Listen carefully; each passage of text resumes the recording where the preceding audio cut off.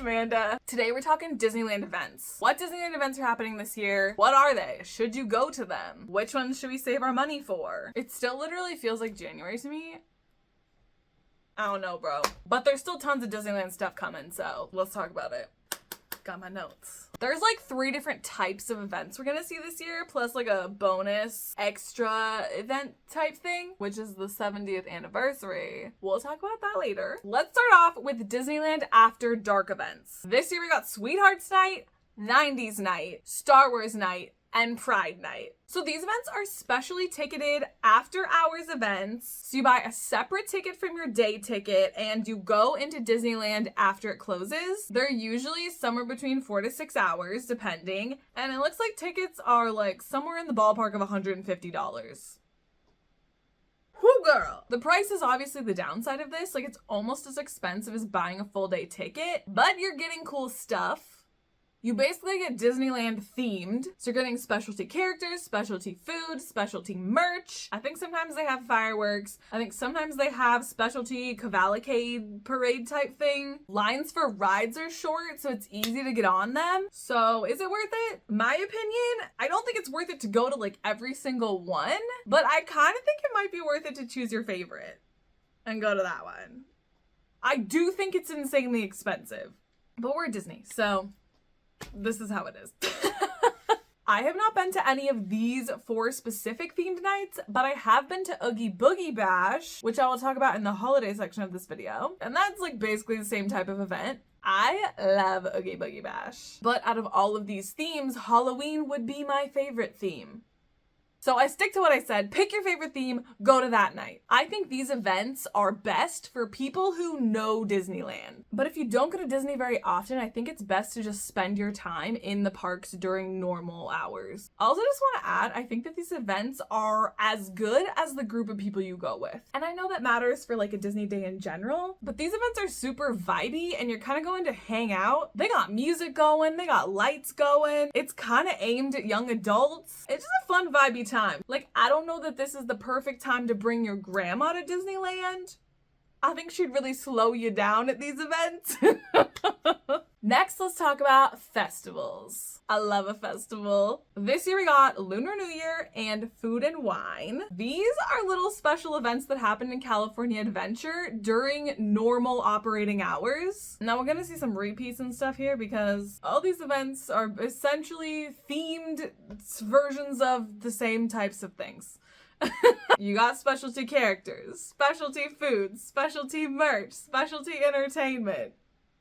But festivals, they set up all these food booths along the main walkway in California Adventure. For Lunar New Year, they're very Asian cuisine focused. And then for Food and Wine, they're just kind of, what are they for Food and Wine? Food themed? But it's a bunch of new food you can't normally get at the parks. And they come on these like tiny little plates. So it's only like a few bites, so you can get like a bunch of them. It's just so fun. And if you go with a group of people, you can all get different things and then everyone can try all the different stuff. I had this egg roll at Lunar New Year this year that was just knocked my socks off. One of the best things I've ever eaten in a Disneyland park. I really enjoy Lunar New Year every year. The Asian culture theme is super fun. The food is awesome. You can meet Mulan. And for Lunar New Year, they have Mulan's Processional, which is kind of like a mini parade. There's like this martial artist that has like a fake samurai sword. And then like Mushu and Mulan are there. Food and Wine does not have a parade. They have this like weird street show that I've never really liked. Food and Wine is like more about the food. So they almost don't even need all that other stuff. They do have specialty outfits for the characters. Like last year, Goofy was in a little chef hat. It was super cute. Generally, you can count on the food at Food and Wine being pretty darn good. Now, I think festivals are good for anyone to add into their trips. The best way if you're a local is to go multiple different days. So that way you can eat like small amounts of food at a time and then you'll get to try more things. But on the flip side, if you're there on vacation, you can still try a bunch of the food because you have other stuff to do in between when you are full and don't want to eat. You see what I'm saying, right? You eat food, you get full. Then you either leave and come back to the park another day, or you go on a bunch of rides and then when you want food again, you go back to the booths and get more food. Festivals, Good for every type of Disney person. Let's move on to the holidays. Now we got Halloween time and then the holidays, which is basically Christmas time. They try to throw in some other stuff, and while I appreciate it, they don't do a very good job, unfortunately. Now both of these times of the year have a lot of stuff going on. They both got the parks fully decorated. You got specialty characters, specialty entertainment. We're talking parades and fireworks, and I think World of Color. During Christmas time, you get to meet Santa if you want to. You got the Christmas parade, which is great Christmas vibes. I will say the Christmas fireworks are super outdated and I need to update them. Maybe they will this year. They change up some of the rides, the main one being changing Haunted Mansion to Haunted Mansion Holiday. It stays that way for Halloween and Christmas. Another one I really like is they change into It's a Small World Holiday. I like that ride, and then they're like singing holiday songs in there. It's really fun to go during either holiday time because it feels special just doing a regular park day. I will say though, Christmas time gets insanely busy. So I usually try to go like once at the very beginning of holiday time, and then I stay clear until January. But also, if you want Christmas vibes and you can only go when it's busy, then definitely go. Also, Halloween time has an after hours event, Oogie Boogie Bash, and Christmas time has the Festival of the Holidays in California Adventure. Oogie Boogie Bash is my favorite thing to do at the parks. Hands down. It's an after dark event, but at California Adventure. So you're buying a separate ticket, but to me, totally worth it. And it has all the stuff that the other after dark events has. Special food, special merch. You get specialty villains, which I think is like the coolest thing. A handful of the villains are actually stationed at the trick-or-treat trails. You get to trick-or-treat also, that's another thing. And you just get to watch the villains like exist. So they're like up on these stages and they just like are being themselves, and it's like so fun. You get a full parade. I love the Halloween parade. They have the grave diggers who like have these shovels and they like rake them across the ground and they like spark, and it's like so cool. Also at the beginning of the parade, the Headless Horseman is literally a headless man on a real horse. It's like one of my favorite things. They also do a specialty Guardians Mission Breakout. I can't remember what it's called, but it's like Monster something After Dark something. Also, the best part is just literally the vibes. They've got like lights everywhere. They have music just like pumping. You got these villains just hanging out all over the place. People are in costumes. It's the best. It is so fun. But I still stick by my previous statement that with any after hours event, pick your favorite theme.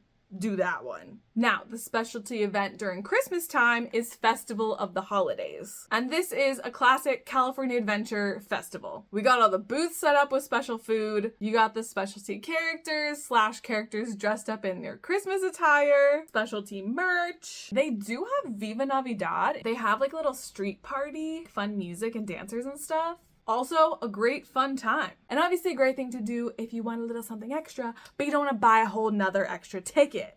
And the last thing we're going to talk about is the 70th celebration. Now this is a year-long celebration, obviously celebrating the 70th anniversary, and they have themed it Celebrate Happy, which is kind of fun. It starts May 16th and there isn't an official end date as of now, so you got time to get there. Anniversary celebrations are kind of cool. They're basically theming the parks for a whole year. They usually have a handful of fun things that you can find and do to give your trip a little, pizzazz. Now, according to the website, the things they are adding: colorful decor, no brainer. New food and beverages. Love that. That's like my favorite thing to do at Disney is go try new food. So collectible merch, also usually a given. Then they said the Celebrate Happy song. Not sure what to think about that. Is it just like gonna be playing throughout the park on loop? I'm sure that's not what's gonna happen. I'm curious to hear this special song. Will it change our lives? We'll have to go find out. They also said they're going to add happiness to some attractions. Also, a bit of a puzzler.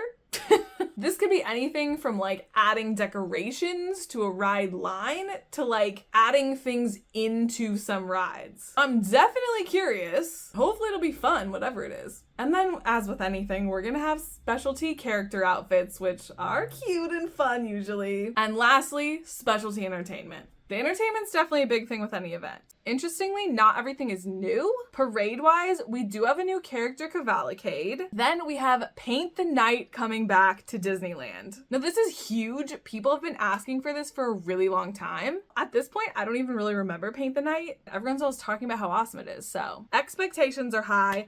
Hype is high. So I'm pretty excited for Paint the Night to come back. And then we have the Better Together, a Pixar Pals parade also coming back. And that parade will be in California Adventure. I know this parade from Pixar Fest, which happened last year, but apparently that version of the parade was actually a redone version of an even older parade. So I don't know, recycling's great. I did like that parade. It was really cute. And you got to see like a handful of characters that you haven't really seen much of. So I'm here for it.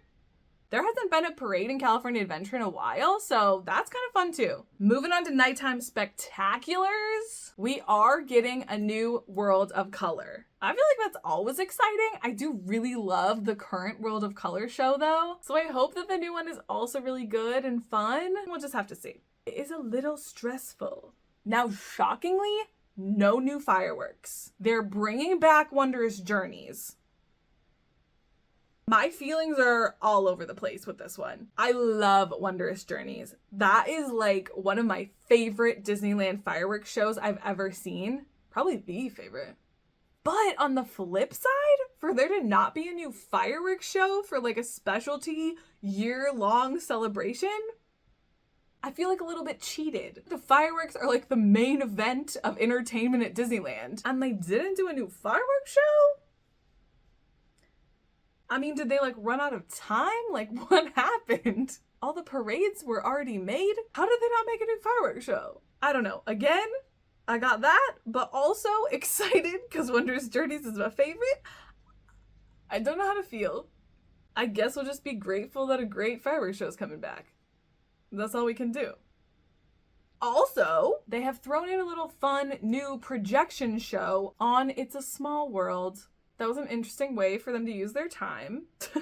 I never watch the It's a Small World shows unless they just happen to be there at the time that they start. I guess it's like cool. I think that I don't care about that one at all.